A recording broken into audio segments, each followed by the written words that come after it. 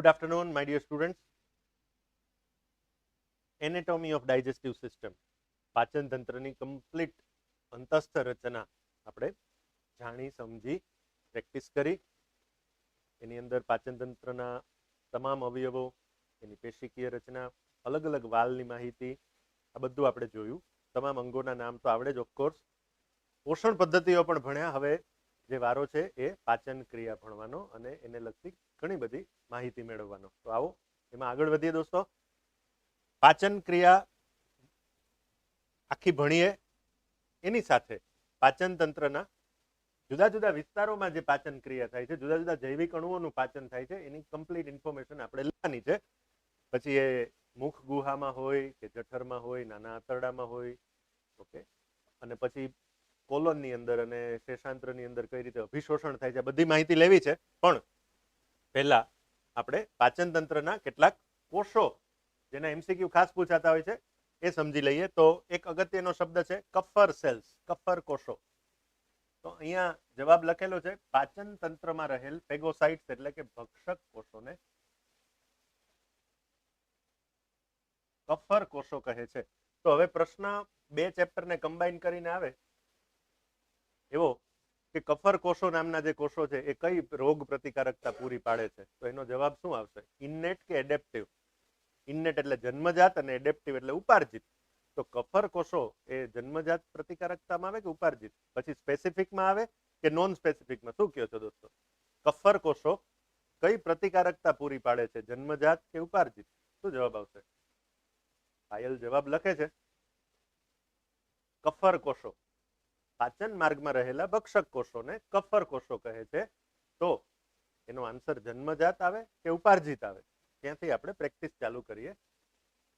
Yes, good afternoon. કફર cells જન્મજાત કે ઉપાર્જિત? તો યાદ કરો જન્મજાત પ્રતિકારકતાના અંતરાયો. એની અંદર જન્મજાત પ્રતિકારકતાના અંતરાયોમાં રચનાત્મક અંતરાય, પછી દેહધાર્મિક અંતરાય, પછી એવો જ એક અંતરાય સોજાનો અંતરાય છે ને એક બીજો અંતરાય છે એ કોષીય અંતરાય એટલે કે ભક્ષક કોષોનો અંતરાય. તો અહીંયા ભક્ષક કોષો છે એ જન્મજાત પ્રતિકારકતાનો ભક્ષણનો અંતરાય એટલે કે કોષીય અંતરાય પૂરો પાડે છે. એટલે એ ઉપાર્જિત નિશાકીય છે પણ એ જન્મજાતમાં આવશે.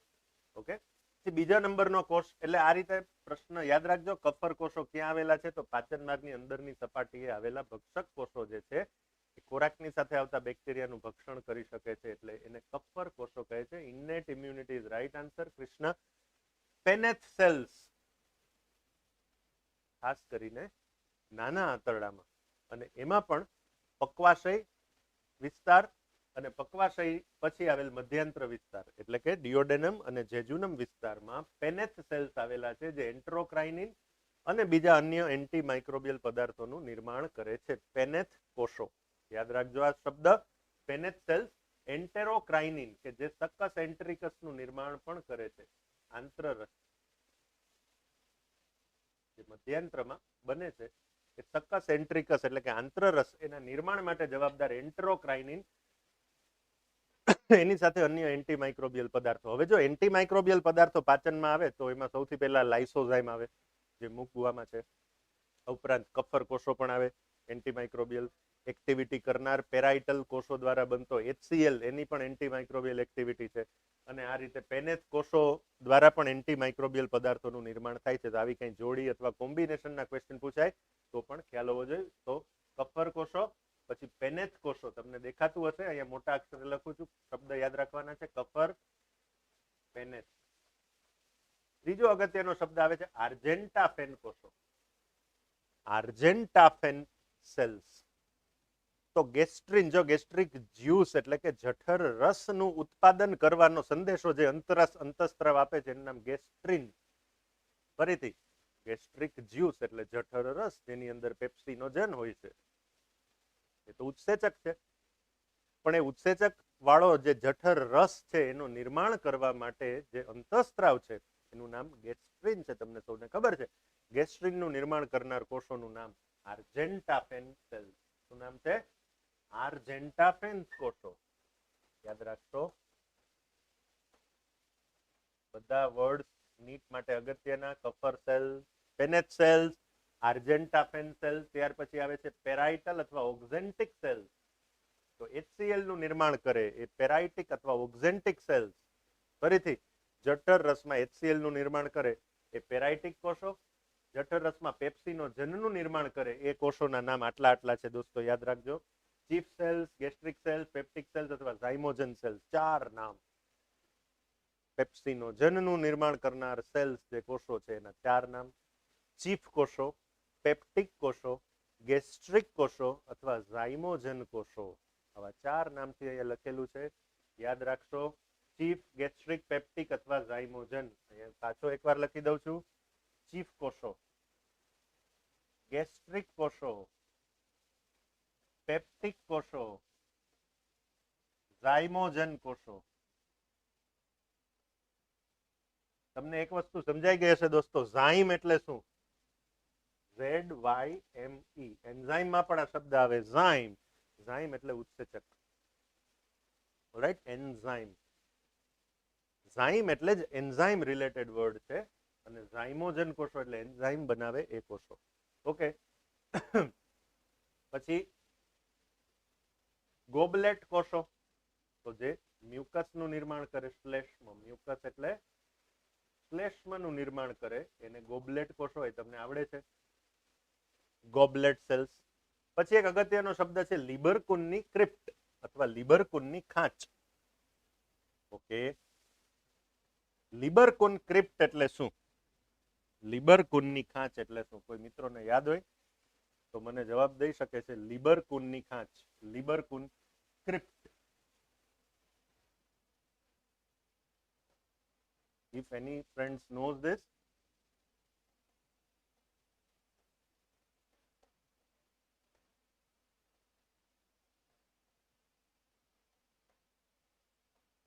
crypt of Liverpool. What is this? Crypt of Liverpool. અચ્છા, ધમની કાંડ પૂછે છે, પણ આ ચેપ્ટરનો પ્રશ્ન નથી, પણ એ પરિવહન તંત્રમાં જે મોટી ધમનીઓ છે, ઓકે, જે રુધિર, શુદ્ધ રુધિર લઈને હૃદયમાંથી બહાર નીકળે છે. ઓકે, તો અહીંયા પ્રશ્ન એ છે આપણો ક્રિપ્ટ ઓફ લિબરકુન, લિબરકુનની ખાંચ. દોસ્તો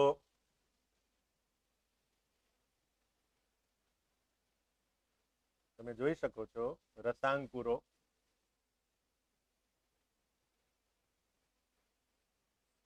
તો આ જે સ્તર છે શ્લેષ્મા સ્તર, આ છે એ વિલાય એટલે કે રસાંકુર. ઓકે, એની નીચે અધઃ શ્લેષ્મ. શ્લેષ્મા સ્તરમાં અહીંયા શ્લેષ્મા સ્તરમાં બે રસાંકુરની વચ્ચે, બે રસાંકુરની વચ્ચે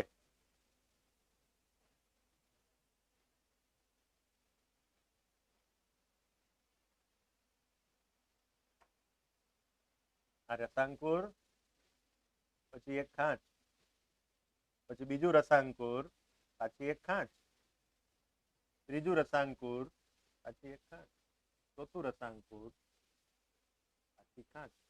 આ રીતે આ રસાંકુર અને એની વચ્ચે આવેલા ખાંચ છે, આને લિબરકુનની ખાંચ કહે છે, જેની અંદર પણ કેટલાક અંતઃસ્ત્રાવ પેદા કરનારા કોષો આવેલા છે. તો આ જે ખાંચ વિસ્તાર છે એને લિબરકુન ખાંચ કહે છે. બે રસાંકુરની વચ્ચે, બે રસાંકુરની વચ્ચે. બીજી વાત કે અહીંયાથી પયસ્વીની લેક્ટિયલ ઉપર સુધી આવે છે. લસિકાને લઈ અને એક નળી ઉપર સુધી આવે છે, જેને શું કહે છે? પયસ્વીની. ઓકે, એને આપણે યલો કલરથી પણ બતાવી શકીએ. તો આ જે નળી છે, જે લેક્ટિયલ અંગ્રેજીમાં, ગુજરાતીમાં પયસ્વીની.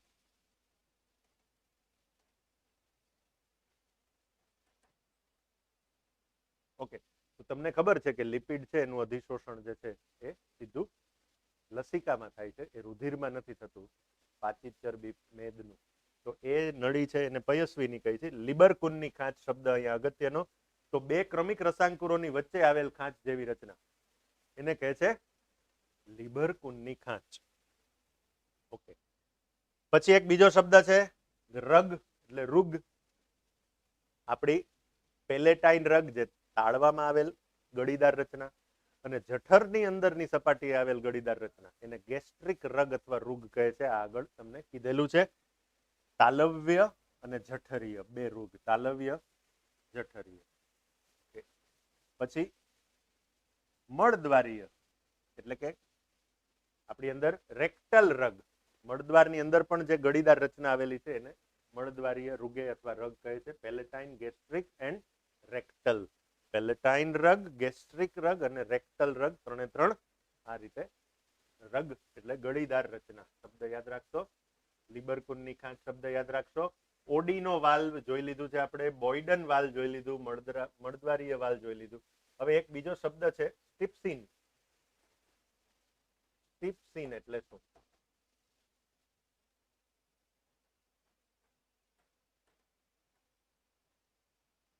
કોઈ મિત્રોને જવાબ આવડે?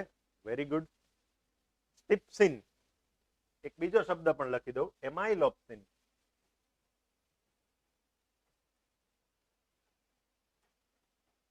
એટલે શું? સ્ટિપ્સિન અને એમાઇલોપ્સિન બંનેનો અર્થ કોઈને ખબર હોય? Yes, steapsin and amylopsin. યાદ રાખશો દોસ્તો. પહેલા અમાઇલોપ્સિન સમજાવું પછી સ્ટિપ્સિન સમજાવું. આપણા લાળ રસમાં અમાઇલેઝ આવેલો છે એનું નામ તમને ખબર છે ટાઇલિન. એ જ અમાઇલેઝ લાળ રસમાં હોય છે ત્યારે એનું નામ ટાઇલિન છે. એ જ એમાઇલેઝ એન્ઝાઇમ પાછો બીજી વાર આવે છે તમને ખબર છે કયા રસમાં? સ્વાદુ રસમાં. ત્યારે એનું નામ પડી જાય છે એમાઇલોપ્સિન. એ જ એમાઇલેઝ એન્ઝાઇમ લાળ રસમાં હોય ત્યારે એનું નામ ટાઇલિન, સ્વાદુ રસમાં હોય ત્યારે એનું નામ અમાઇલોપ્સિન.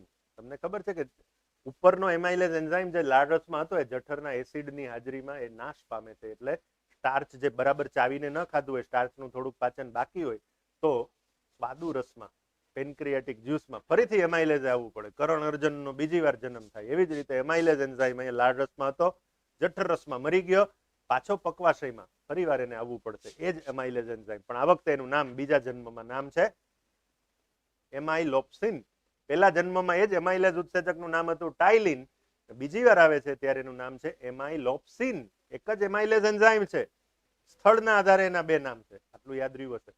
સ્વાદુ રસમાં લાઇપેઝ આવેલો છે જે લિપિડનું પાચન કરે છે, એનું નામ છે સ્ટિપ્સિન. તો લાઇપેઝનું બીજું નામ, જે પાચન ક્રિયા કરનાર લાઇપેઝ એન્ઝાઇમનું બીજું નામ સ્ટિપ્સિન. અને અમાઇલેઝનું જ બીજું નામ અમાઇલોપ્સિન. પણ યાદ રાખજો લાળ રસમાં હોય એનું નામ ટાઇલિન. એ જ એમાઇલેઝનું નામ ટાઇલિન. અને એ જ એમાઇલેઝ સ્વાદુ રસમાં આવે ત્યારે એનું નામ amylopsin. Alright, so this is fine, good. તો સ્ટિપ્સિન અને અમાઇલોપ્સિન શબ્દ પણ સમજી ગયા. સેન્ટોરીની નલિકા, વાર્ટર નલિકા અને બાર્થોલિન નલિકા આપણે જોયું લાળ રસ લાવનાર આગલા લેક્ચરમાં આપણે સમજી લીધું છે. ઓકે, ગેસ્ટ્રોઇસોફેજિયલ રિફ્લક્સ એટલે GERD. આ શબ્દ પણ આપણે આગળ સમજી લીધો. GERD એટલે જે વાલ છે ગેસ્ટ્રોઇસોફેજિયલ, જઠર આનનલીય વાલ છે એ દબાય, ઢીલો પડે, એને કારણે ગેસ્ટ્રિક જે જ્યુસ છે એમાંથી એસિડ છે એ ઉપર આવે એટલે એ જે તકલીફ સર્જાય એને GERD કહે છે, એસિડિટીની તકલીફ. ઓકે, વીરસંગ નલિકા પણ જોયું. બોયડન વાલ આવેલો હોય અહીંયા, આ બોયડન વાલ, એની બહારની જે નળીનો વિસ્તાર છે એને વીરસંગ નલિકા કહે છે. યકૃત, લીવર અને લીવરની આસપાસ જે સ્તર આવેલું છે કેપ્સ્યુલ એને ગ્લિસન્સ કેપ્સ્યુલ કહે છે. શું કહે છે? ગ્લિસન્સ કેપ્સ્યુલ. યકૃતની આસપાસ આવેલું પારદર્શક પાતળું સ્તર એનું નામ ગ્લિસન્સ કેપ્સ્યુલ અથવા ગ્લિસનનું સ્તર. ઓલરાઈટ, ગ્લિસન્સ કેપ્સ્યુલ અથવા ગ્લિસનનું સ્તર. બરાબર છે મિત્રો? લેક્ચરમાં ધ્યાન આપશો. આડી અવડી વાતો, પીરિયડના ટાઈમિંગની વાતો નહીં કરીએ.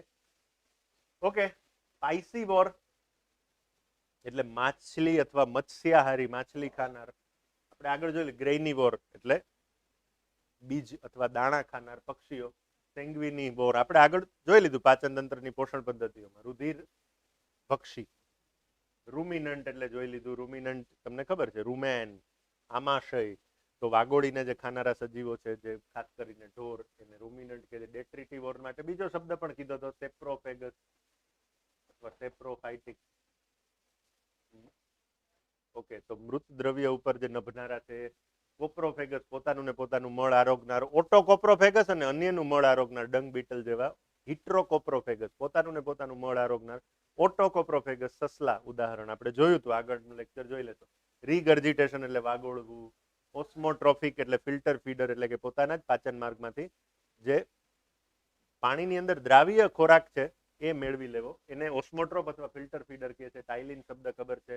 ઓકે, આગળ કાર્ડિયા એકેલેસિયા અને એક ક્લોરોહાઇડ્રા એટલે એસિડ ન બને HCl તો એક ક્લોરહાઇડ્રા કહે છે, બરાબર. અને ગેસ્ટ્રો ઇસોફેજિયલ વાલ્વ ન ખુલે, જઠર અન્નનળીય વાલ્વ યોગ્ય રીતે ન ખુલે, ખોરાક જઠરમાં ન જઈ શકે, ત્યારે જે સમસ્યા સર્જાય એને કાર્ડિયા એકેલેસિયા કહે છે, બરાબર. નોંધી લેશો ફટાફટ, ઘણી બધી નવી નવી માહિતી છે, સાંભળતા રહેજો, નોંધતા રહેજો. એક ક્લોરાઇડા એટલે જે HCl છે એ નિર્માણ ન પામે. તમને ખબર પેરાઇટલ કોષો, પેરાઇટલ સેલ્સ અથવા એનું બીજું નામ છે ઓક્ઝેન્ટિક સેલ્સ દ્વારા HCl નું નિર્માણ ન થાય તો તમને ખબર પેપ્સિનોજન છે એમાંથી પેપ્સિનનું રૂપાંતરણ પણ ન થાય, છેવટે પ્રોટીનના પાચનમાં સમસ્યા સર્જાય. તો એ જે રોગ છે એને કહે છે એ ક્લોરહાઇડ્રા. ઓકે, એલિફન્ટની ટસ્ક એટલે કે હાથી જે દાંત છે એને એક શેનું રૂપાંતરણ છે તો ઇન્સિસરનું. ઓલરાઈટ, ઇન્સિસર એટલે રાક્ષી દાંતનું રૂપાંતરણ છે. અને વોલરસ જે છે એની બહાર જે દાંત આવેલો છે, વોલરસ નામનું પ્રાણી, તો એ કેનાઇનનું. ઓકે, આ છેદકનું અને આ રાક્ષી દાંતનું રૂપાંતરણ. છેદકનું રૂપાંતરણ હાથીનો દાંત અને રાક્ષી દાંતનું રૂપાંતરણ એટલે વોલરસનો દાંત. ઓકે, કેટલમાં અને કાર્નિવોર એટલે તમને ખબર છે માંસાહારી, બંનેની અંદર ટાઇલિન એટલે કે એમાઇલેઝ ઉત્સેચક એબ્સન્ટ હોય છે. એના બદલામાં કેટલની અંદર તો સેલ્યુલોઝનું પાચન કરનાર સેલ્યુલેઝ હાજર હોય છે, તમને ખબર છે. પછી આ બધા શબ્દો આપણે જોઈ લીધા છે અલગ અલગ પોષણ પદ્ધતિઓમાં, એટલે હું વધારે વિગતમાં નહીં જાઉં. હવે પાચન ક્રિયા આપણે ભણશું ફટાફટ. મુખ્ય મુદ્દા સમજી લઈ તો સૌથી પહેલા તો આવશે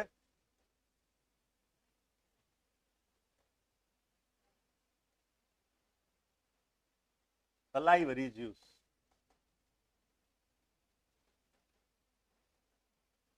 લાળ રસ. અને સ્થાન મુખ ગુહામાં પાચન. જ્યુસ નું નામ salivary juice. એની અંદર મેઇન લાઇસોઝાઇમ, ટાઇલિન, પાણી એટલે વોટર, ફ્લેશ્મા એટલે મ્યુકસ. આ ચાર ઘટકો સૌથી મુખ્ય, અને આ ઉપરાંત કેટલાક આયનો આવેલા છે. એની અંદર 10⁸ બેક્ટેરિયા પર ml આવેલા છે. વિચારો તમે, લાળ રસમાં લાઇસોઝાઇમ હોવા છતાં, લાઇસોઝાઇમ એન્ટીબેક્ટેરિયલ છે તેમ છતાં યાદ રાખજો 10⁸ 10⁸ બેક્ટેરિયા પ્રતિ ml એટલે થૂક છે. થૂકને આપણે ગંદુ ગણિત, કારણ કે એની અંદર ખૂબ વધારે સંખ્યામાં આપણા પોતાના બેક્ટેરિયા છે જે લાઇસોઝાઇમ પ્રતિરોધી હોય છે, આપણને નુકસાન ન કરે એવા આપણે નોર્મલ ફ્લોરા પ્રકારના બેક્ટેરિયા હોય છે જે શરીર માટે જરૂરી હોય છે. એટલે લાળ રસમાં લગભગ સરેરાશ 10⁸ તો બેક્ટેરિયા પ્રતિ ml હોય છે. આપણી મુખ ગુહામાં એવું કહેવામાં આવે છે કે પૃથ્વી ઉપર માણસની જેટલી વસ્તી છે એનાથી વધારે બેક્ટેરિયા તો માત્ર આપણી મુખ ગુહામાં છે. વિચારો તમે, દાંતની વચ્ચે છે, દાંતની સપાટી પર છે. આપણે રોજ ટંગ ક્લીન કરીએ છીએ, ઉલ ઉતારીએ છીએ, ત્યારે સ્ટ્રેપ્ટોકોકસ સલાઇવેરિયસ નામના બેક્ટેરિયા આપણે બહાર કાઢીએ છીએ. રોજે રોજ ગ્રો થઈ જાય છે, તમને ખબર છે. તો લાળ રસનું આ કમ્પોઝિશન લાઇસોઝાઇમ, ટાઇલિન એટલે એમાઇલેઝ, વોટર, મ્યુકસ એટલે શ્લેષ્મ, તમને ખબર. મુખ ગુહાની અંદર સ્ટાર્ચનું પાચન થાય છે. તો સ્ટાર્ચની રચનામાં અમાઇલોઝ અને અમાઇલોપેક્ટિન. અમાઇલોઝ ની અંદર જૈવિક અણુઓનું ચેપ્ટર તમને ખબર હોય છે, ગ્લાયકોસિડિક બંધ આવેલો છે, આલ્ફા 1,4 ગ્લાયકોસિડિક બોન્ડ. તો એને જે તોડે છે એ એમાઇલેઝ એન્ઝાઇમ. ઓકે, તો સ્ટાર્ચનું પાચન કરી અને એમાંથી સૌથી પહેલા ડેક્સ્ટ્રીન ને વધારે બ્રેકડાઉન કરી અને એમાંથી માલ્ટોઝ, આટલું જે કામ કરે છે એ કામ ટાઇલિન કરે છે. સ્ટાર્ચનું ડિગ્રેડેશન, એનું વિઘટન કરી અને ડેક્સ્ટ્રીન, સ્ટાર્ચ શું છે? પોલીસેકેરાઇડ. ડેક્સ્ટ્રીન શું છે? ઓલિગોસેકેરાઇડ. અને માલ્ટોઝ શું છે? ડાયસેકેરાઇડ. તો પોલીમાંથી ઓલિગો, અને ઓલિગોને વધારે તોડી અને ડાયસેકેરાઇડ, આટલા બધા અણુ માલ્ટોઝના બના. રાઈટ? આ કામ કોનું? મુખ ગુહામાં રહેલા અમાઇલેઝનું, જેનું નામ છે ટાઇલિન. સ્પેલિંગ પી થી શરૂ થાય છે, PTYLIN, ટાઇલિન. ઓલરાઈટ? તો આટલું બધું પાચન તો સ્ટાર્ચનું અહીં થઈ જાય છે. તેમ છતાં બરાબર ચાવીને ન ખાધું હોય તો આ સ્ટાર્ચ અપાચિત રહે છે. અંદર જાય ત્યારે આ ટાઇલિન ઉત્સેચક તો જઠર રસમાં મરી જાય. પછી મેં પહેલા કીધું એમ કર્ણ અર્જુનનો બીજી વાર જન્મ થવો પડે એવી સ્વાદુ રસમાં પાછું એમાઇલેઝને આવવું પડશે. આ વખતે નામ થઈ જશે અમાઇલોક્સિન. બાકી એનું અમાઇલેઝ તો નામ છે જ. તો મુખ ગુહામાં બાકી બેક્ટેરિયા મરી જાય લાઇસોઝાઇમને કારણે. બસ આ પાચન તમારા ધ્યાનમાં છે. સલાઇવરી જ્યુસ, લાળરસ, લાળરસનું કમ્પોઝિશન, મુખ ગુહામાં પાચનની સાથે આટલી બાબતો ધ્યાનમાં રાખવાની. ફટાફટ રિવિઝન કરી આગળ જઈએ. તો ખોરાક મુખ ગુહામાંથી અન્નનળીમાં થઈને જઠરમાં પ્રવેશ. એમ પૂછે કે અન્નનળીમાં શેનું પાચન થાય છે? કાર્બોદિતનું, પ્રોટીનનું, લિપિડનું, કે એક પણ નહીં? ખોરાક અન્નનળીમાંથી પસાર થાય છે ત્યારે કયા જૈવિક અણુની પાચન ક્રિયા થતી હોય છે? કાર્બોદિત, પ્રોટીન, લિપિડ, કે એક પણ નહીં? શું જવાબ આવશે? ચલો, અન્નનળીમાં નીચેનામાંથી કોની પાચન ક્રિયા થાય છે? કાર્બોદિત, પ્રોટીન, લિપિડ, એક પણ નહીં? જવાબ માટે રાહ જોઉં છું. અન્નનળી. હવે આપણને ખબર પાચન સીધું મુખ ગુહામાંથી સીધું જઠરમાં ભણીએ છીએ. પ્રશ્ન અન્નનળીનો છે. અન્નનળી. Yes yes yes. આન્સર અન્નનળીમાં કોનું પાચન થાય છે? કાર્બોદિત, પ્રોટીન, લિપિડ, કે એક પણ નહીં? સંજયનો જવાબ આવ્યો. પાછો ડિલીટ કેમ કરી નાખો છો? દીપ્તિ, કાર્બોદિત લખવું હોય તો કાર્બોહાઈડ્રેટ પણ લખી શકાય ઇંગ્લિશમાં લખવું હોય તો. સંજય કહે છે એક પણ નહીં. માનસી કહે છે પ્રોટીન. પરસોત્તમ રાઠવા કહે છે એક પણ નહીં.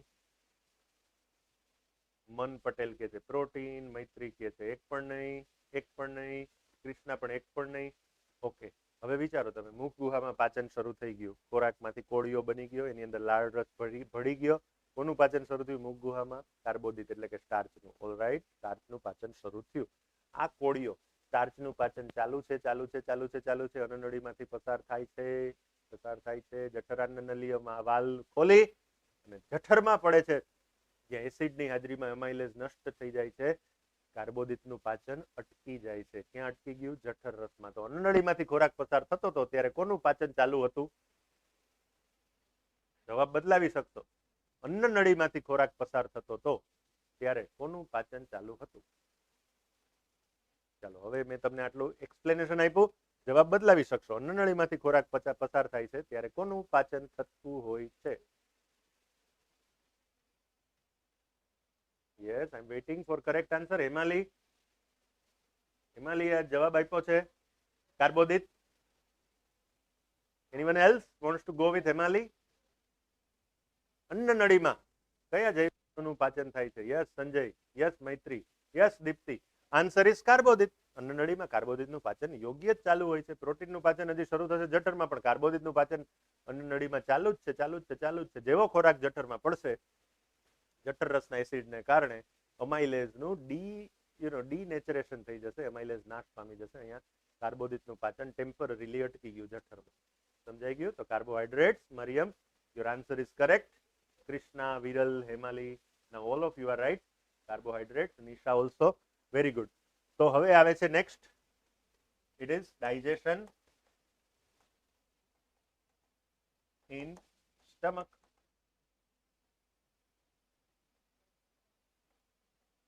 જઠરમાં પાચન. અહીં સ્ટાર્ચની વાત આવે એટલે α14 અને α16 ગ્લાયકોસિડિક બંધ આવડવું જોઈએ. અમાઇલોઝ અને અમાઇલોપેક્ટિન આવડવું જોઈએ. ઓકે, સ્ટાર્ચની જે પ્રોડક્ટ છે ડેક્સ્ટ્રીન, માલ્ટોઝ અને ગ્લુકોઝ, આ બધી બાબતો ક્લિયર હોવી જોઈએ. ફરીથી કહું છું, પાચન ક્રિયામાં જૈવિક અણુઓના કન્સેપ્ટ આવડવા જ જોઈએ. આગળ જઈએ. વેરી ગુડ, બધાનો જવાબ. જઠરમાં પાચનમાં આગળ વધીએ તો જઠરમાં જીઈ વાલ, જઠરાન્નનલીય વાલ ખોલી અને ખોરાકનો કોળિયો જઠરમાં પડે છે. જઠરરસ 3 કોષોએ પોતે પોતપોતાના સ્ત્રાવ કરીને જઠરરસ બનાવ્યો. પેપ્ટિક, ગેસ્ટ્રિક, ચીફ અથવા ઝાયમોજન કોષોએ પેપ્સિનોજન, ઓક્ઝેન્ટિક અથવા પેરાઇટલ કોષો HCl અને ગોબલેટ કોષો એ મ્યુકસ એટલે શ્લેષ્મા. 3 વસ્તુનું મિક્સચર એટલે જઠર રસ. જઠર રસમાં તમને ખબર છે HCl ની હાજરીમાં એટલે કે લો pH ની હાજરીમાં પેપ્સિનોજન માંથી પેપ્સિન. રાઈટ, હવે યાદ રાખજો આ પ્રો એન્ઝાઇમ છે અને આ એન્ઝાઇમ છે. તમને ખબર છે ફાઇબ્રિનોજન માંથી ફાઇબ્રિન બને, પેપ્સિનોજન માંથી પેપ્સિન બને, પ્રો કાર્બોક્સીપેપ્ટિડેઝ માંથી પછી કાર્બોક્સીપેપ્ટિડેઝ બને. ટૂંકમાં જે એન્ઝાઇમ હોય એ નિષ્ક્રિય હોય, પછી એના ઉપર કઈક ક્રિયા થાય અને સક્રિય બને. આ ક્રિયાને જીનેટિક્સની ભાષામાં શું કહેશો? કોઈ પણ પ્રોટીન જ્યારે નિર્માણ પામે છે ત્યારે સીધું સક્રિય હોતું નથી.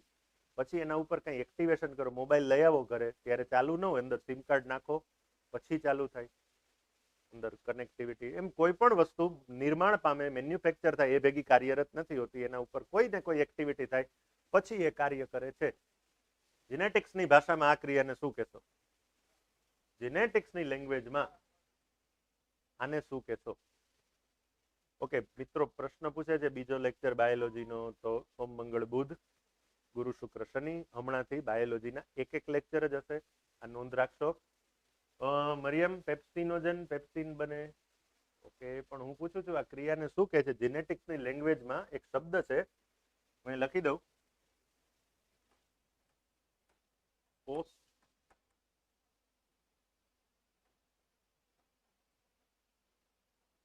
ટ્રાન્સલેશનલ મોડિફિકેશન એટલે શું? કોઈ કહેતો? ટ્રાન્સલેશન એટલે ભાષાંતર. કેપિંગ, ટેલિંગ અને સ્પ્લાઇઝિંગ છે ને એ પોસ્ટ ટ્રાન્સક્રિપ્શનલ મોડિફિકેશન. સાંભળ્યું છે ને જીનેટિક્સમાં? Capping, telling. જો હવે 11મા ધોરણવાળાને આ ન સમજાવી શકાય. તમે તો 11-12 બંને ભણેલા છો, તો તમને આ વસ્તુ મારે જીનેટિક્સની સાથે પાચન તંત્ર કનેક્ટ કરીને પ્રશ્ન સમજાવી શકાય. કેપિંગ, ટેલિંગ અને સ્પ્લાઇઝિંગ શું છે? કેપિંગ, ટેલિંગ અને સ્પ્લાઇઝિંગ શું છે? તો કે પોસ્ટ ટ્રાન્સક્રિપ્શનલ મોડિફિકેશન અથવા આરએનએ પ્રોસેસિંગ. એટલે કે ટ્રાન્સક્રિપ્શન, પ્રત્યાંકન પછી આરએનએમાં આવતા ફેરફાર. એ જ રીતે પ્રત્યાંકન પછીનું સ્ટેપ ભાષાંતર. ભાષાંતર એટલે ટ્રાન્સલેશન. ટ્રાન્સલેશનના અંતે પ્રોટીન બને અને પ્રોટીન બને ત્યારે નિષ્ક્રિય હોય. પછી આ પ્રોટીન ઉપર ગ્લાયકોઝાઇલેશન થાય, એસિટાઇલેશન થાય, પ્રોટીનનું કટિંગ થાય, ટ્રીમિંગ થાય, પ્રોટીન ઉપર કોઈ ને કોઈ પ્રવૃત્તિ થાય, પછી આ પ્રોટીન કાર્ય કરવા માટે સક્ષમ અને સક્રિય બને છે. આને કહેવાય પોસ્ટ ટ્રાન્સલેશનલ મોડિફિકેશન. સમજાઈ ગયું? Post translational modification. પાછો આ કન્સેપ્ટ તમે સેમ કન્સેપ્ટ બાયોટેકનોલોજીમાં પણ ભણો છો. બાયોટેકનોલોજી, જેનેટિક એન્જિનિયરિંગ, ઇન્સ્યુલિનનું નિર્માણ અને ઇન્સ્યુલિન બને ત્યારે પ્રો ઇન્સ્યુલિન હોય છે. યાદ છે? ઇન્સ્યુલિનનું નિર્માણ થાય ત્યારે સીધું ઇન્સ્યુલિન બનાવી દે છે કે પ્રો ઇન્સ્યુલિન બનાવીએ છીએ? Getting it or not? આપણું બોડી પ્રો ઇન્સ્યુલિન બનાવે, પછી એમાંથી એક પેપ્ટાઇડ કટ થઈને દૂર થાય, પછી સક્રિય ઇન્સ્યુલિન બને. કોઈને યાદ છે જે પેપ્ટાઇડ કટ થઈને દૂર થાય છે પ્રો ઇન્સ્યુલિન માંથી? એ પેપ્ટાઇડનું નામ કોઈને ખબર? પ્રો ઇન્સ્યુલિન માંથી એક પ્રોટીનનો ટુકડો, એક પેપ્ટાઇડ કટ થઈને નીકળી જાય છે, પછી એ સક્રિય બને છે. કોઈને એ કટિંગ થતું હોય એ ટુકડો તમે જો યાદ હોય આવી આકૃતિ ખબર છે? પછી આ આટલો પીસ છે કટ થઈને દૂર થઈ જાય એટલે પછી જે વધે એ આવો ઇન્સ્યુલિન વાળા પ્રો ઇન્સ્યુલિન. એમાંથી વચ્ચેનો પાર્ટ આટલો કટિંગ થઈને દૂર થઈ જાય એટલે આ વધે આ ઇન્સ્યુલિન. તો એ જે દૂર થાય છે એને શું કહે છે? કોઈ કહેશો? Very good Sanjay, Kajal, Deepti. they are giving very nice and correct answer. It is called C peptide. Excellent. તો ધોરણ 12 નો પાયો પણ સારો હોય તો આવા તમે આન્સર આપી શકો. તો પ્રો ઇન્સ્યુલિન માંથી ઇન્સ્યુલિન બનવાની જે પ્રક્રિયા છે એને પણ આપણે શું કહીએ? Post translational modification. પ્રોટીન બને નિષ્ક્રિય હોય, પ્રોટીનમાં ફેરફાર આવે પછી સક્રિય બને, પોસ્ટ ટ્રાન્સલેશનલ મોડિફિકેશન. હવે ત્યાંથી પાછા પાચન તંત્રમાં આવો તો આપણો ઉત્સેચક પેપ્સિનોજન બને છે ત્યારે કેવો છે? નિષ્ક્રિય. પેપ્સિનોજન ઉપર એસિડ લો પીએચ ની હાજરીમાં પ્રોટીનના સ્ટ્રક્ચરમાં ત્રિપરિમાણીય આકારમાં ફેરફાર આવશે અને હવે આ પ્રોટીન સક્રિય બનશે. સક્રિય થયેલ પ્રોટીનનું નામ છે પેપ્સિન. તો આ ક્રિયાનું નામ. પ્રશ્ન જો દોસ્તો એવો જ આવશે કે પાચન માર્ગમાં નીચેનામાંથી HCl નું શું કાર્ય છે? વિકલ્પોમાં 3 વિકલ્પ ભળતા સડતા હશે ને ચોથા વિકલ્પમાં લખેલું હશે પોસ્ટ ટ્રાન્સલેશનલ મોડિફિકેશન. સાચું કેજો. આવો પ્રશ્ન આવ્યો હોત તો તમને આનો જવાબ આવડત? આ ન સમજ્યા હોત તો 3 પાચન તંત્રમાં HCl નું નીચેનામાંથી કયું કાર્ય છે? અને એક વિકલ્પ હોત પોસ્ટ ટ્રાન્સલેશનલ મોડિફિકેશન. સાચું કેજો તમે ટીક કરત કે ન આવડત? Post translational modification.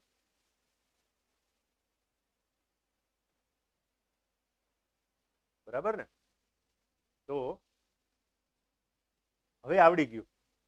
આટલું સમજ્યા બાદ હવે તમને ખબર પડી ગઈ, કન્સેપ્ટ ક્લિયર થઈ ગયો કે પ્રોટીન બને નિષ્ક્રિય હોય પછી સક્રિય થાય. તો પ્રો કાર્બોક્સી પેપ્ટિડેઝ હોય એમાંથી કાર્બોક્સી પેપ્ટિડેઝ બને એ શું છે?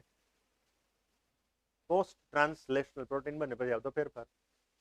કાઇમોટ્રિપ્સિનોજન માંથી કાઇમોટ્રિપ્સિન એને શું કહેવાય? કાઇમોટ્રિપ્સિનોજન માંથી કાઇમોટ્રિપ્સિન એને પણ શું કહેવાય? Post translational modification. અચ્છા, રુધિર ગંઠાવાની ક્રિયામાં ફાઇબ્રિનોજન માંથી ફાઇબ્રિન, પ્રોથ્રોમ્બિન માંથી થ્રોમ્બિન, આ બધું પણ શું છે? ટ્રાન્સલેશન પછી થતા ફેરફારો રિબોઝોમ ઉપર.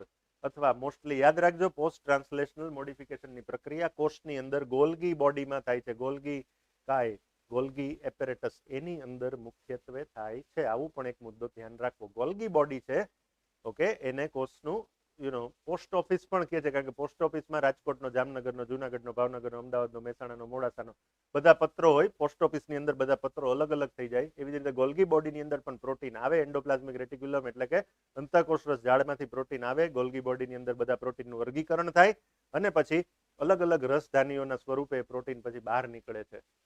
અને ગોલ્ગી કાયની અંદર પ્રોટીનનું વર્ગીકરણ થવા ઉપરાંત પ્રોટીનનું મોડિફિકેશન થાય છે. Post translational modification. Very good, good. તો પેપ્સિનોજન માંથી પેપ્સિન બની ગયું. હવે આ પેપ્સિન શું કરશે? હવે તો પાકું આવડે છે. હવે મારે કહેવાની પણ જરૂર નથી. Post translational modification. હવે વિકલ્પમાં પોસ્ટ ટ્રાન્સક્રિપ્શનલ મોડિફિકેશન કીધું હોય ને તો જવાબ એ ન આવે. એ યાદ રાખજો. પોસ્ટ ટ્રાન્સક્રિપ્શનલ મોડિફિકેશન આન્સર નહીં આવે. પેપ્સિન છે એ પ્રોટીન જે કેવું છે? પોલીપેપ્ટાઇડ્સ નું બનેલું એમિનો એસિડ ની લાંબી ચેઇન. પ્રોટીન માંથી પેપ્ટોન અને પ્રોટીઓઝ જે શું છે? ઓલિગોપેપ્ટાઇડ. શું છે? તો પોલી માંથી ઓલિગો. પોલી એટલે લાંબી, ઓલિગો એટલે ટૂંકી. તો પોલીમર માંથી ઓલિગોમર, પોલીપેપ્ટાઇડ માંથી ઓલિગોપેપ્ટાઇડ, જેનું નામ પેપ્ટોન અને પ્રોટીઓઝ. આ બનાવ્યું પેપ્સીને. આ રીતનું પ્રોટીનના પાચનની શરૂઆત કરી દીધી. ઓકે, હવે પેપ્સિનનું પાચન પ્રોટીનનું પાચન ન થાય જો પેપ્સિનોજન જ રહી જાય, HCl ન હોય તો ખોરાકમાં ખાધેલ પ્રોટીનનું પાચન નહીં થાય. ઓલરાઈટ. આ ઉપરાંત નવા જન્મેલા બાળકમાં, નવજાત શિશુની અંદર તમને ખ્યાલ હોય તો રેનિન, માતાના દૂધના પાચન કરવા માટે કેઝિનોજન ને કેઝિન, ઓકે, કેઝિનોજન ને કેઝિનમાં રૂપાંતરિત કરે છે. અને એ રીતે તમને ખબર છે કે બાળક છે એની અંદર પાચન શક્તિ જે છે મંદ હોય છે, ધીમી હોય છે, એટલે પાચન ક્રિયા બરાબર કરી શકતું નથી તાજું જન્મેલું બાળક. એટલે એની અંદર ખોરાક લાંબા સમય સુધી રહે એના પાચન માર્ગમાં તો એનું પાચન થાય. લાંબા સમય સુધી રાખવા માટે ખોરાક પ્રવાહીમાંથી ઘન સ્વરૂપે હોય તો વધારે પસાર થતા થોડીક વાર લાગે, વધારે સમય મળી રહે, પાચન સારું થાય. એટલા માટે ખોરાક જે માતાનું દૂધ પીધું હોય છે પ્રવાહી સ્વરૂપે એમાંથી દહીં બની જવું જરૂરી છે. એટલે રેનિન જે છે એ પેરાકેઝિનમાંથી કેઝિન, ઓકે, સૌથી પહેલા કેઝિનો જનમાંથી કેઝિન અને પછી પેરાકેઝિન, આ રીતે રૂપાંતર થાય. કેઝિનો જનમાંથી કેઝિન, કેઝિનમાંથી પેરાકેઝિનમાં રૂપાંતર થાય એટલે જે દ્રાવ્ય છે પ્રોટીન અદ્રાવ્ય બની જાય. જેમ દૂધમાંથી દહીં બને ત્યારે જેવી ક્રિયા થાય છે એવી જ ક્રિયા થાય છે. એટલે કેઝિન છે અદ્રાવ્ય થઈ જાય એટલે જે માતાનું દૂધ પીધું હોય છે બાળકે એનું દહીંમાં રૂપાંતર થઈ જાય. દહીંમાં રૂપાંતર થવાથી ફાયદો એ થાય કે પાચન માર્ગમાં લાંબા સમય સુધી સસ્ટેન થાય, જળવાઈ રહે.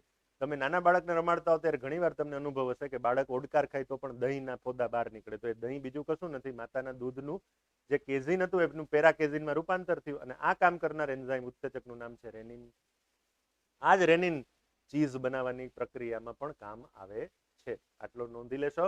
તો રેનિન વાળો મુદ્દો પાછો એની સાથે આરી ડબલ એનાયન રેનિન અને આરી એનાયન રેનિન, આનો તફાવત જો કોઈ મિત્ર મને કહી દે કે બે સેમ છે.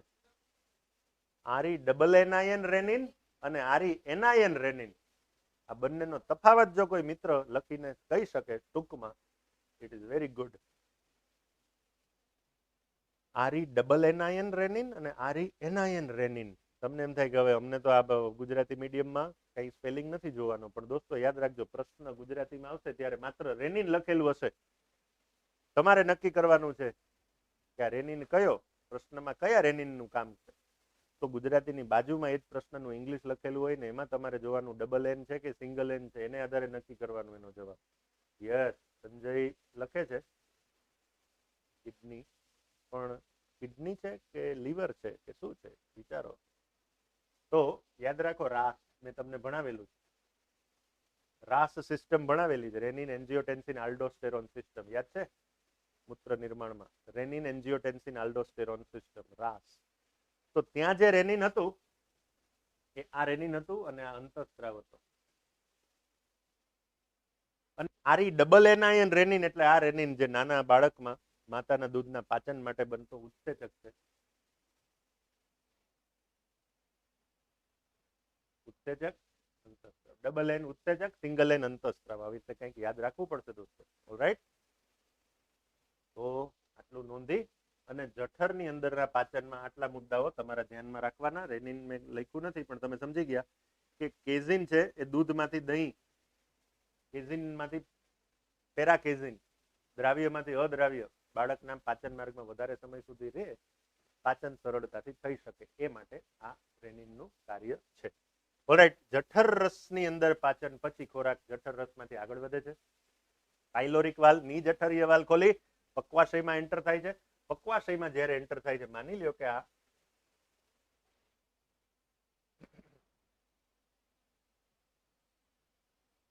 ખોરાક પક્વાશયમાં અહીંયા એન્ટર થાય છે ત્યારે આ છે સ્વાદુપિંડ. બીજા કલરમાં બતાવીએ. સ્વાદુપિંડમાંથી સ્વાદુ રસને લઈને આવતી નળી શોર્ટમાં, અને અહીંયા યકૃત, લીવર, એમાંથી પિત્તરસને લઈને આવતી નળી ગોલ બ્લેડર, પિત્તાશય, પિત્તરસને લઈને આવતી નળી, બંનેનું જોડાણ.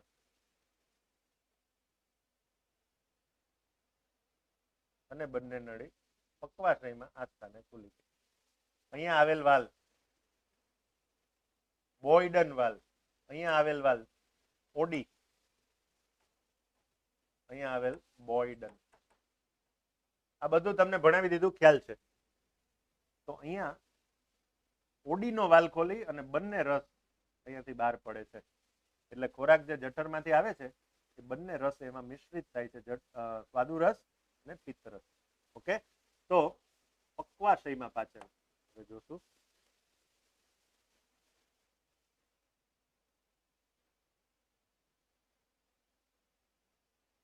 digestion in duodenum.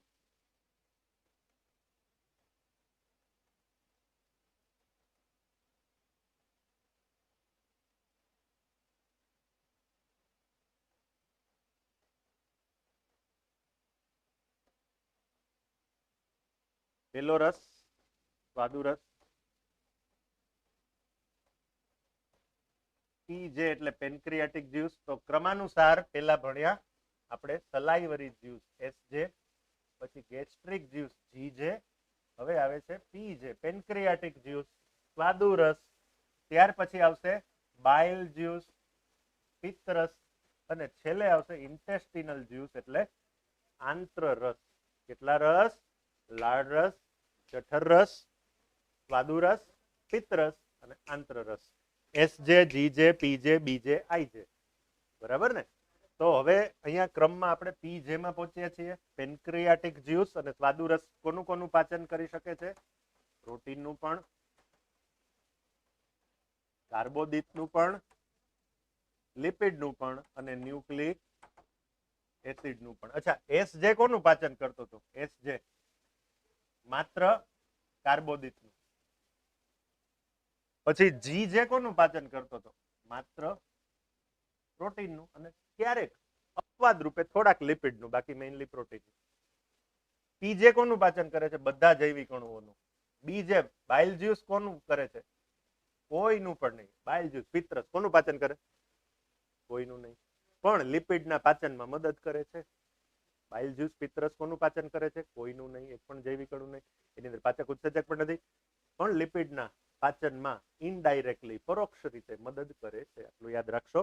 આઈજે એટલે આંતરરસ કોનું પાચન કરે છે? બધાનું.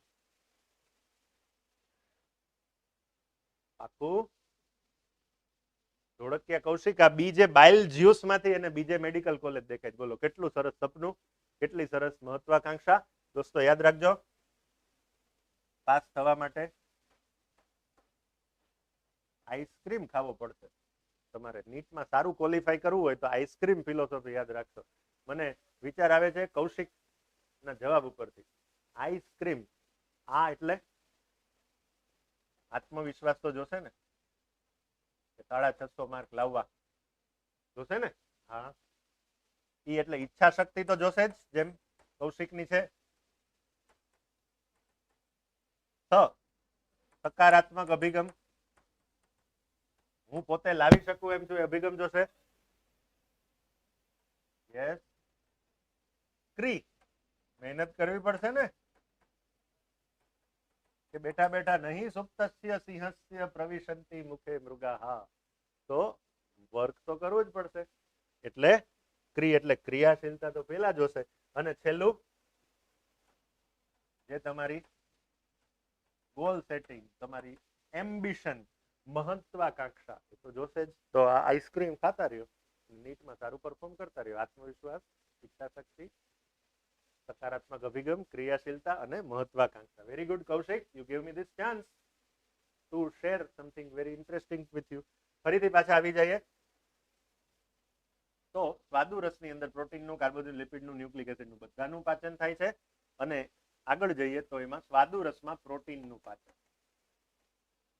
સ્વાદુરસમાં પ્રોટીનનું પાચન તો એન્ટેરોકાઇનેસ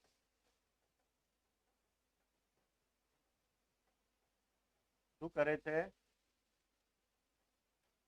ટ્રિપ્સિનોજન માંથી ટ્રિપ્સિન બનાવે છે. જ્યારે ખોરાક પ્રવેશે ત્યારે એન્ટેરોકાઇનેસ સક્રિય થાય. ટ્રિપ્સિનોજન માંથી ટ્રિપ્સિન બનાવે. તો ફરીથી આ પોસ્ટ ટ્રાન્સલેશનલ મોડિફિકેશન. ટ્રિપ્સિન બે જણા ઉપર કાર્ય કરે છે. એ કાઇમોટ્રિપ્સિનોજન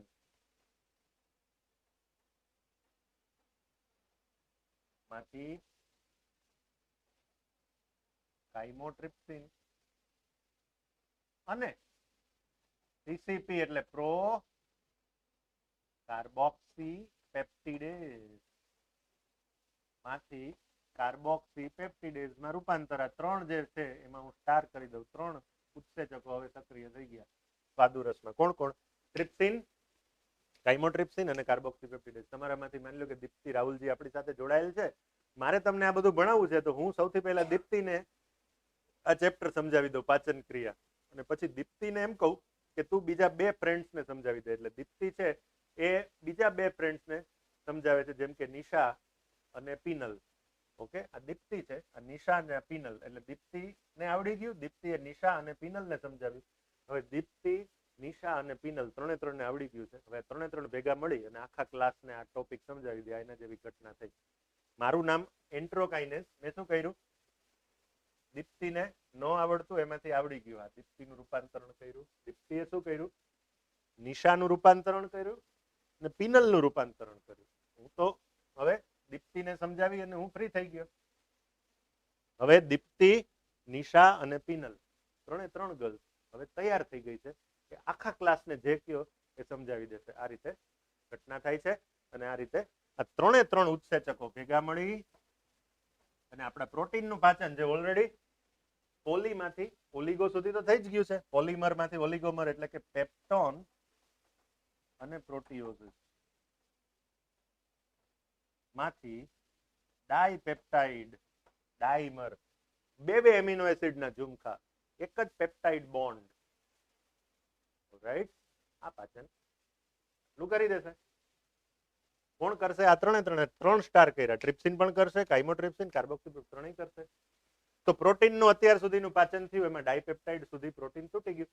યાદ રાખો, પેપ્સી ખાઈને પેપ્સી પીઓ. સૌથી પહેલા પ્રોટીન ઉપર કોણે કામ કર્યું? પેપ્સીએ. પછી શું કરો? ટ્રાય કરો. ટ્રાય એટલે ટ્રિપ્સિનોજન. પછી કાયમ ટ્રાય કરો એટલે કાયમોટ્રિપ્સિનોજન. ઓકે. અને છેલ્લે પીસીપી માંથી સીપી બનો. સીપી એટલે કમિશનર ઓફ પોલીસ. તો પોલીસ કમિશનર બનવા માટે પહેલા પેપ્સી પીઓ, પછી ટ્રાય કરો. કાયમ ટ્રાય કરતા રહ્યો તો તમે પોલીસ કમિશનર બની શકશો. બસ આમ યાદ રાખો. પહેલા પેપ્સિન, પછી ટ્રિપ્સિન, પછી કાઇમોટ્રિપ્સિન અને છેલ્લે કાર્બોક્સીપેપ્ટિડેઝ. આટલા સ્ટેપમાં પ્રોટીનનું અહીં સુધીનું પાચન થયું. પણ હજી ડાયપેપ્ટાઇડ જે બને છે, ડાયપેપ્ટાઇડ એમાંથી એમિનો એસિડ સુધી છેલ્લું સ્ટેપ જે વિઘટનનું છે બાકી છે ને, એ કરવા માટે હજી ઇરેપ્સિન નામનો ઉત્સેચક આંત્રરસમાં આવશે. હજી એ આવનારો છે આગળ ઉપરના સ્ટેપમાં. અત્યારે આટલું તો પ્રોટીનના પાચનમાં આટલા મુદ્દા. પરફેક્ટ? બરાબર છે? ગુડ. તો પ્રોટીનના પાચનમાં સ્વાદુરસમાં આટલા સ્ટેપ્સ. હજી સ્વાદુરસમાં બીજા જૈવિક અણુનું પાચન થાય છે, જેમ કે લિપિડ. તો લિપિડનું પાચન હવે પહેલી વાર થશે. પિત્તરસ તો કરતું જ નથી, સ્વાદુરસ કરે છે. કારણ કે સ્વાદુરસમાં આવેલ છે સ્ટિપ્સિન એટલે લાઇપેઝ. સ્ટિપ્સિન અગાઉ તમને સમજાવી દીધું સ્ટિપ્સિન શું છે. તો ફેટી એસિડ પ્લસ ગ્લિસરોલ. આ ગ્લિસરોલના 3 કાર્બન અને એની સાથે લાંબી શૃંખલા ફેટી એસિડની જોડાયેલી. તો આ ઘટના જે છે એને ટ્રાઇગ્લિસરાઇડ કહીએ છીએ. ઓકે. એમાંથી આ છે ગ્લિસરોલ. આ 3 છે એ ફેટી એસિડ. અહીંયા જે બંધ આવેલો છે એસ્ટર. કયો બોન્ડ? એસ્ટર. ઓલરાઈટ. તો આ લિપિડ છે આપણું ટ્રાઇગ્લિસરાઇડ લિપિડ. હવે આ લિપિડ સ્ટિપ્સિનની મદદથી ટ્રાઇગ્લિસરાઇડ અથવા ફેટ એનું રૂપાંતરણ થઈ અને પહેલા આ એક ફેટી એસિડ દૂર થાય એટલે ડાઇગ્લિસરાઇડ વત્તા ફેટી એસિડ. શોર્ટમાં જાઉં છું. ડાઇગ્લિસરાઇડ વત્તા ફેટી એસિડ.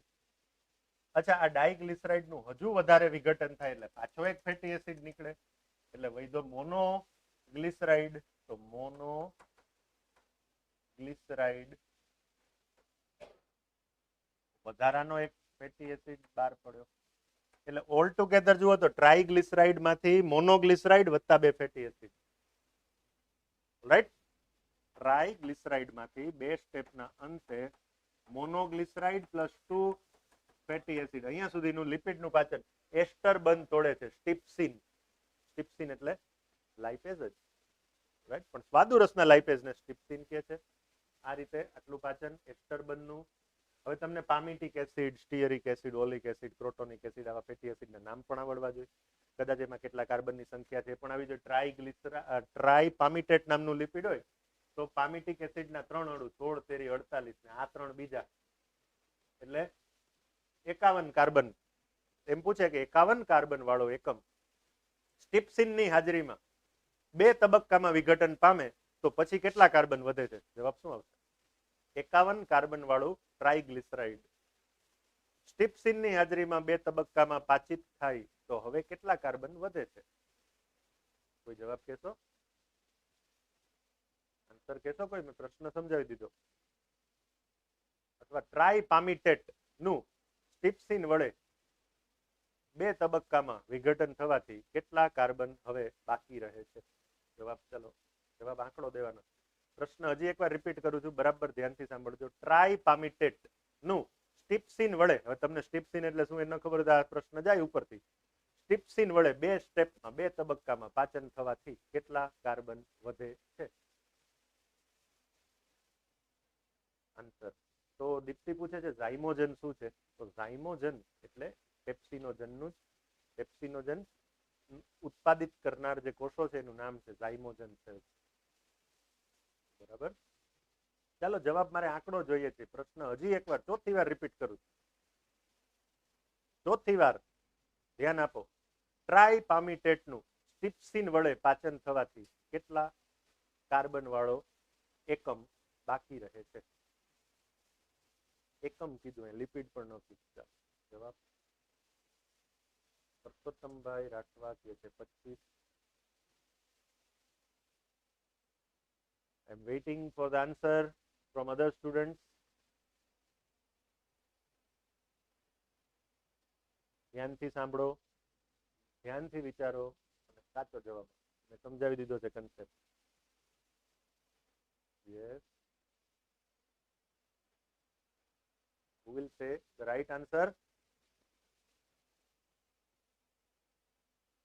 દીપ્તિ કહે છે 17, નિશા કહે છે 20, માનસી કહે છે 51. અચ્છા, જે ફેટી એસિડ દૂર થઈ ગયા એ નથી પૂછતા, જે મુખ્ય લિપિડ છે એમાં કેટલા કાર્બન વધે છે? 16. કૌશિક કહે છે 16, પણ હજી મજા નથી આવતી.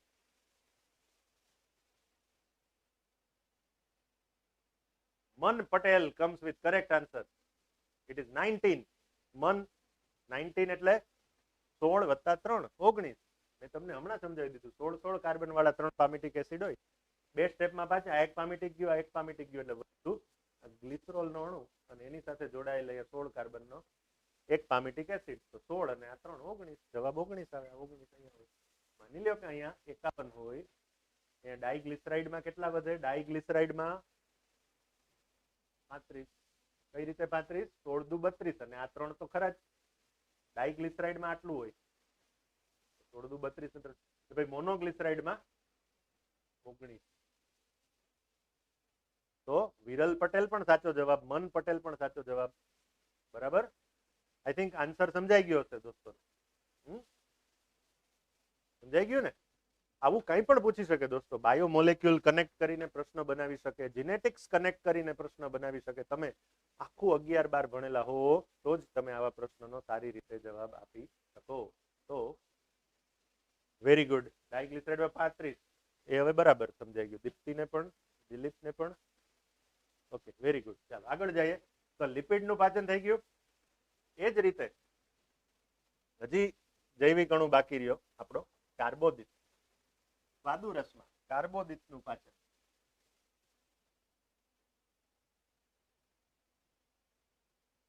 સ્વાદુ રસમાં કાર્બોહાઈડ્રેટ કાર્બોદિતનું પાચન. તો અહીંયા તો પાછી પહેલી સ્ટોરી. સ્ટાર્ચમાંથી ડેક્સ્ટ્રીન, ડેક્સ્ટ્રીનમાંથી માલ્ટોઝ. આ કયું સ્ટાર્ચ? તો કે ચાવતી વખતે જે બરાબર નહોતું પચેલું, બરાબર નહોતું ચાવ્યું, એને કારણે આ સ્ટાર્ચ અપાચિત જે છે, બરાબર અડધો ચાવેલો ખોરાક એ બાકી છે. કારણ કે જઠરમાં તો કોને વિઘટિત અથવા કોનું ડિનેચરેશન કરી નાખ્યું હતું? તો HCl એમાઇલેઝને પતાવી દીધો હતો, રાઈટ? તો સ્ટાર્ચ બાકી રહી ગયું થોડુંક પચવાનું. એ સ્ટાર્ચ હવે અહીંયા પચશે અને ઉત્સેચક જે આ કામ કરે છે એ અમાઇલેઝ જ છે, પણ અહીંયા એનું નામ છે અમાઇલોપ્સિન. તમને આગળ સમજાવી દીધું છે એટલે આગળ જઈશું. અમાઇલોપ્સિન જ આ બંને સ્ટેપ કરશે કાર્બોદિતનું પાચન. એ જ રીતે ન્યુક્લિક એસિડનું એટલે કે ડીએનએ અથવા આરએનએ નું પાચન. તો આપણી પાસે ખોરાકની સાથે ખૂબ ડીએનએ આવે છે. ખોરાક ખાવ, પેશીઓ ખાવ, કોષો, કોષની અંદર કોષ કેન્દ્ર હોય, કોષ કેન્દ્ર રંગસૂત્ર, એની અંદર ડીએનએ હોય અને હોય જ. તમે કોઈ પણ ખોરાક ખાવ એમાં મોટે ભાગે ડીએનએ હોય જ છે. તો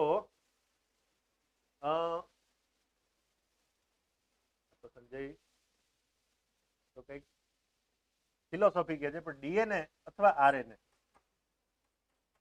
જે પોલીન્યુક્લિયોટાઇડ ની આવી શૃંખલાઓ છે, આ પોલીન્યુક્લિયોટાઇડ ની અંદર ન્યુક્લિયસ એન્ઝાઇમ પોલીન્યુક્લિયોટાઇડ ને તોડી અને આવા બંને પોલીપેપ્ટાઇડ પોલીન્યુક્લિયોટાઇડ ની શૃંખલાઓ જુદી પાડે છે, હાઇડ્રોજન બંધને તોડે છે અને પછી અહીંયાથી એક એક કટકા કરી અને ન્યુક્લિયોટાઇડ છૂટા પાડે છે. ન્યુક્લિયોટાઇડ તો આ ન્યુક્લિયોટાઇડ તો તમને પાછી ખબર હોવી જોઈએ, પ્યુરિન, પિરિમિડિન, ઓકે, તમને adenine, guanine, thiamine, cytosine, adenine અને ગ્વાનિન, પ્યુરિન, એમાં double ring, thiamine, cytosine, pyrimidine, એમાં સિંગલ રિંગ, એમાં કેટલા કાર્બન, આ તે આ બધું જ્ઞાન હોય તો આના એમસીક્યુ સારી રીતે સોલ્વ કરી શકશો. ઓકે, ન્યુક્લિયોટાઇડ સુધીનું પાચન અહીંયા થયું સ્વાદુરસ દ્વારા પક્વાશયમાં. પક્વાશયમાંથી મધ્યાંત્રમાં જાય ત્યારે ન્યુક્લિયોટાઇડને વિઘટિત કરનાર ન્યુક્લિયોટિડેઝ આવશે અને પછી ન્યુક્લિયોસાઇડ જે બને એને વિઘટિત કરનાર ન્યુક્લિયોસાઇડેઝ આવશે. હજી બે બાકી પણ મધ્યાંત્રમાં. પણ પક્વાશયમાં આટલું પાચન થાય છે. તો પ્રોટીનનું, કાર્બોદિતનું, લિપિડનું અને ન્યુક્લિક એસિડનું આ તમામનું મોસ્ટલી ડાયમર સુધીનું પાચન અહીંયા થઈ ગયું. પોલીમરમાંથી ડાયમર સુધીનું અહીંયા પાચન પૂરું થયું. ઓકે, હવે ડાયમાંથી જે મોનોમર સુધીનું પાચન છે એ આના પછીના અંગમાં થવાનું, દેટ ઇઝ મધ્યાંત્રમાં. ઓકે, જેજુનમની અંદર, અને જે રસ આવવાનો એ આંતરરસ. પણ વચ્ચે એક રસ રહી ગયો, પિત્તરસ. તો પિત્તરસ તે શું કરે છે? તો પિત્તરસ તૈલોદીકરણ અને સાબુકરણ કરે છે. ઓકે, ઇમલ્સિફિકેશન.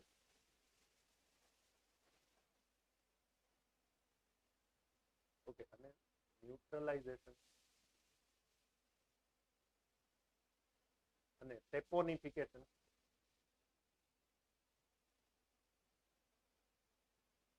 પિત્તરસ, તમને ખબર છે પિત્તરસ ની અંદર પિત્ત ક્ષારો હોય, સોડિયમ ટોરોકોલેટ અને સોડિયમ ગ્લાયકોકોલેટ.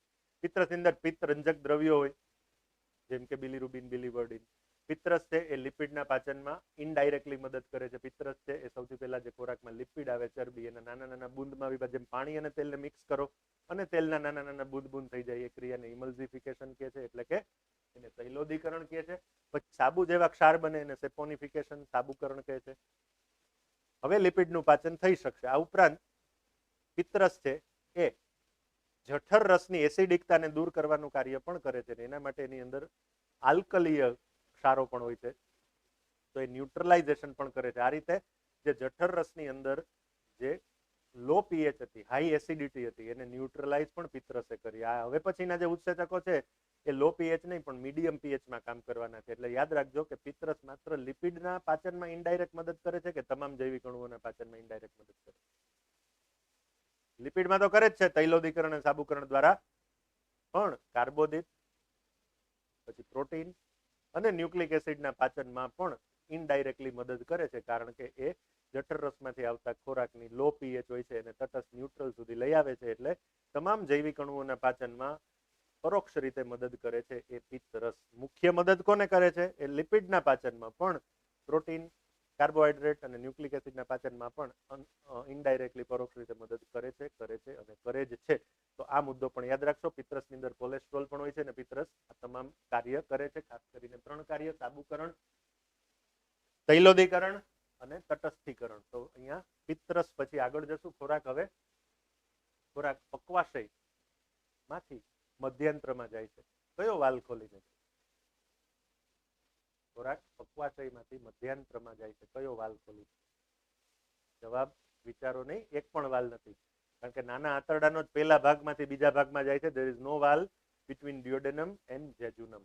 ઓકે, તો હવે ખોરાક મધ્યંત્રમાં આવે છે અને ત્યાં પણ પાછું તમામ જૈવિક અણુઓના જે ડાયમર્સ છે, મોનોમર સુધીનું પાચન ત્યાં બાકી છે. આ પાચનની ક્રિયા પૂરી કરી, શોષણ વિશે થોડુંક ભણી અને એમસીક્યુની પ્રેક્ટિસ આપણે આવતીકાલે કરવાના. ત્યાં સુધી બધાને નમસ્કાર.